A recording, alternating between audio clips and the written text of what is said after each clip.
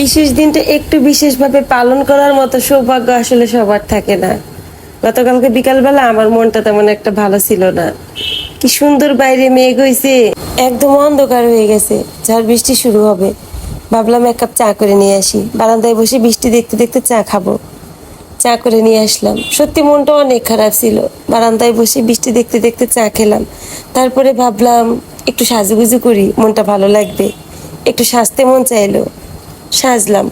তারপরে আমার একটা ইউটিউব চ্যানেল আছে, তার জন্য কয়েকটা রিলস ভিডিও বানালাম। তবুও কেন যেন মনটা ভালো হইলো না।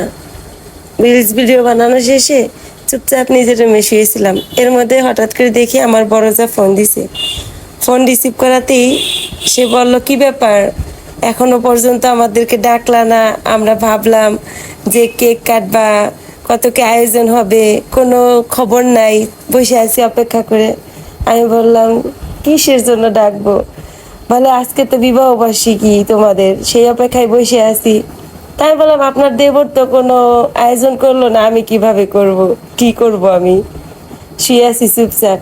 আমার বড় যা বুঝতে পারছে আমার মনটা ভালো নাই, সেই বেচারা তখন কিন্তু বাইরে বৃষ্টি হচ্ছিল। বৃষ্টির মধ্যে মহাকালীর মোড়ে গিয়ে আমার জন্য আমার প্রিয় আইসক্রিম কিনে নিয়ে আমাদের এই যে তিনতলায় আসছে। তার পায়ের ব্যথা, কিন্তু সিঁড়ি বেয়ে উপরে উঠতে পারে না। তারপরেও আমাকে আনন্দ দেওয়ার জন্য, আমাকে খুশি করার জন্য সে আইসক্রিম আর ফুল নিয়ে আমার বাসায় আসছে। এর থেকে বড় পাওয়ার কি হইতে পারে আপনারা বলেন তো? সত্যি আমি ভাগ্যবান যে এমন একজন বড় যা পেয়েছি। আমি ভিডিও তৈরি করি, আমরা দুই যা যখন কোথাও যাই, বারবার আমাকে ভিডিও করে দিতে বললে একটু বিরক্ত বোধ করে না, হাসি মুখে আমাকে ভিডিও করে দেয়। তারপর আমি যেখানে যাইতে বললে আমার সঙ্গে যায়। আমার অনেক ভালো লাগে। আর আমার বড় যা অনেক হাসি খুশি একটা মানুষ, আমাদের দুই জায়ের অনেক মিল আছে। দুই যা মিলে বসে গল্প করতে করতে চা খেলাম, বেশ মনটা ভালো হয়ে গেল। সত্যি উনি আমাকে শুধু সারপ্রাইজ দেয় নাই, অনেক অনেক খুশি, আনন্দ, ভালোবাসা ও আশীর্বাদ দিয়ে গেছে গতকালকে আমাকে। আমার খুবই ভালো লাগছে। দিদি তখন মনটা ভালো করে দিয়ে বাসায় চলে গেল।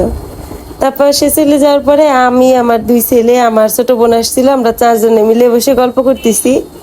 তখন রাত বাজে 11টা। এর মধ্যে কলিং বেল বাজলো। আমার ছোট ছেলে দরজা খুললো, দেখে ওদের বাবা আসছে বাসায়। তো দরজা খোলা মাত্রই সে এই ফুল কয়টা হাতে নিয়ে হাসতে হাসতে ঘরের মধ্যে ঢুকে আমার ছোট ছেলের হাতে ফুলগুলো দিয়ে বলল, এই নাও, তোমার বড় মা বলছে তোমার মায়ের জন্য কয়টা ফুল নিয়ে আসতে বাসায়। তো আমি আমাদের বাসার নিচে যে মাধবীলতা ফুলের গাছ আছে, ওইখান থেকে তোমার মার জন্য এই ফুল কয়টা নিয়ে আসছি। তো ছেলেরা বলল, বাবা মায়ের হাতে দাও। আমার হাতে দেয় নাই, ছেলেদের হাতে দিল। আর এই তো রাতের বেলায় নিয়ে আসছিল বাকরখানি, আমার প্রিয় বাদাম। তারপর আমরা সবাই মিলে একসঙ্গে বসে গল্প করতে করতে বাদাম খেলাম। আর এইভাবেই বিশেষ দিনটা বিশেষভাবে পালন করা হয়ে গেল।